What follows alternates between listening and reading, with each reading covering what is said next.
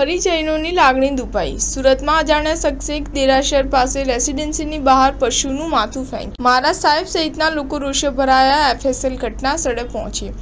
પાવાગઢમાં હજુ ખંડિત મૂર્તિઓને લઈને આંદોલન શાંત પડ્યું નથી, ત્યાં બીજી ઘટના સામે આવી છે। પાલ વિસ્તારમાં આવેલા મણિભદ્ર રેસીડેન્સીની બહાર પશુનું માથું કાપીને ફેંકી દેવાની ઘટના સામે આવતા ફરી એકવાર વિવાદ ઊભો થયો છે, જેને કારણે જૈન સમાજના મહારાજ તેમજ આસપાસના લોકો ખૂબ જ મોટી સંખ્યામાં એકત્રિત થઈ ગયા છે।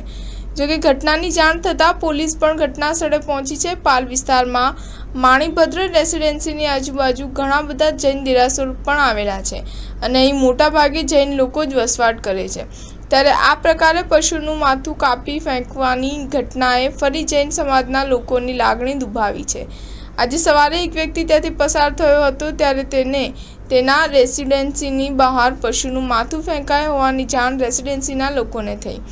તમામ લોકો તુરંત જ બહાર દોડી આવ્યા તેમજ આસપાસના જૈન દેરાસરના મહારાજ સાહેબ પણ આવી પહોંચ્યા હતા। આ ઘટનાથી જૈન સમાજ ફરી રોષે ભરાયો છે અને આ કૃત્યને લઈને વિરોધ વ્યક્ત કરવામાં આવ્યો છે। અહીં લોકોનું ટોળું એકત્રિત થતાં પોલીસ અધિકારીઓનો કાફલો પણ ઘટના સ્થળે પહોંચી ગયો હતો।